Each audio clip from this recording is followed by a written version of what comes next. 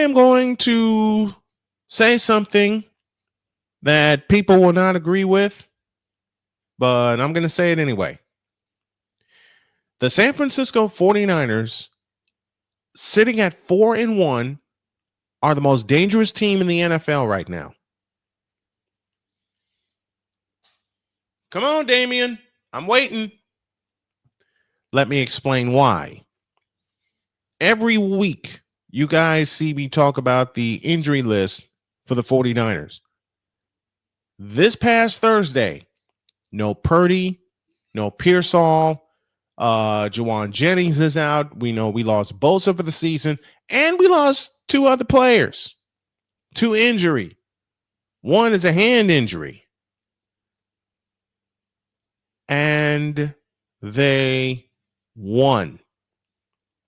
I sat here in this chair Thursday night telling myself, convincing myself, there's no way San Francisco can win that game in Los Angeles. But a little piece of my heart says, yes, they can.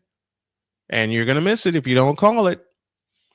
So sure enough, Jones throws a dart to McCaffrey, throws another dart to Kendrick Bourne, and the next thing I know, I'm putting this headset on, watching them complete their first drive in what would turn out to be a 23-20 victory over the Los Angeles Rams. And the question that I ask to this moment in time as we get ready to face off against Tampa Bay is how? How? Just plain how? How the hell did we do that? Because I have no idea, and I can only pin it to the resilience of the San Francisco 49ers. Different parts, except for Jacksonville, same result. And they go to Tampa next week to face another playoff contender in the Buccaneers. Now, last year, we beat them on a walk-off field goal from Jake Moody. And you know what helped us Thursday night? A 58-yard field goal from Eddie Pinheiro that gave the Niners a 23-20 lead at the time, in a situation where I thought they were going to punt the ball. I actually thought they were going to punt the ball. They said, oh, no. Oh, no. We got Smooth Eddie here. Swept the leg and banged it through. And then in overtime, he banged it through from deep and it caught part of the upright. And then the defense stood tall. And then the defense, who had been shredded in the second half by the Rams, made the play. So far, they made the play of the year when they stopped Kyren Williams on 4th and 1. Damien says, I really thought Mike Shanahan would be on the hot seat after losing all those pieces, especially on defense. You know what, Damien? I thought Kyle Shanahan would be on the and it's Kyle Shanahan, not Mike Shanahan.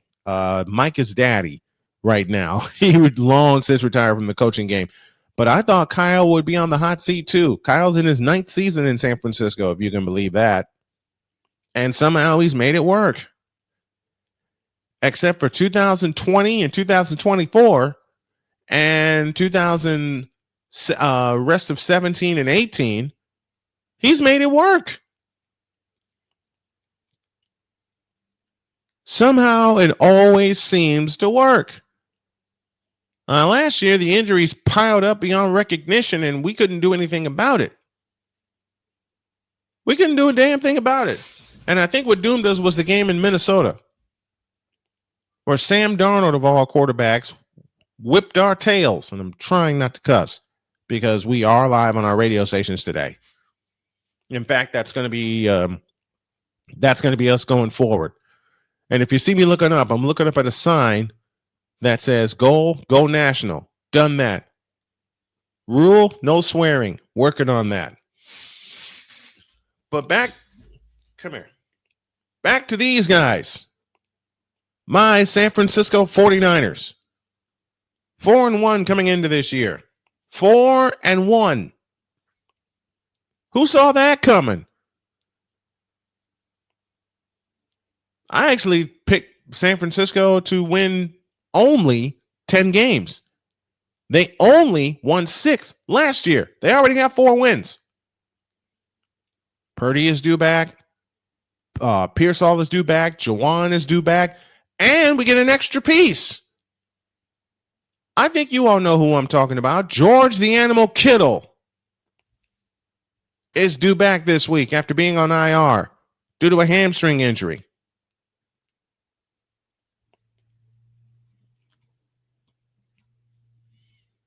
Due to a hamstring injury, George the Animal Kittle is back. And yes, Kenneth Clark, no more undefeated teams this year because the Patriots, and I talked about them at the top of the show, took care of business against the Bills.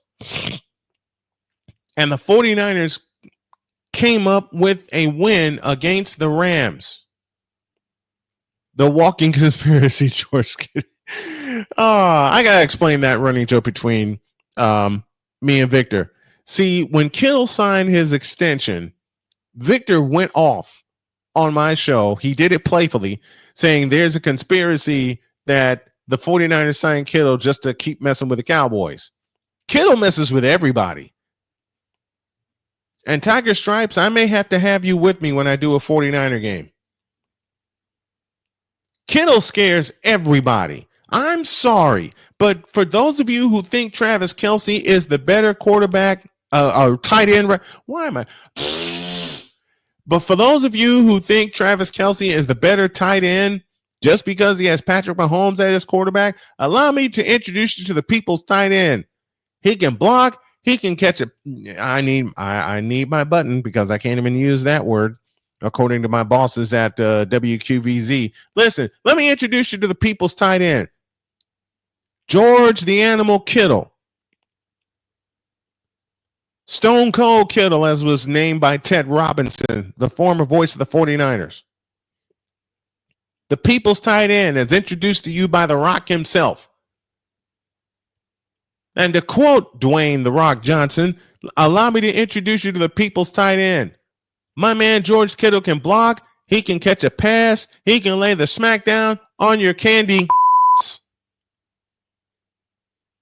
I absolutely love number 85 because he can do all that.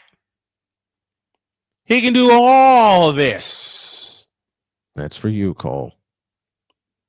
George the Animal Kittle is a generational talent, Victor. You are definitely right about that. You're definitely right about that.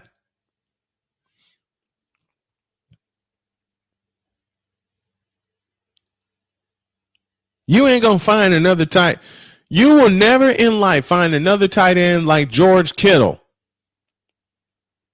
Because he can do all this. I want you to see all this. That's for you, Cole.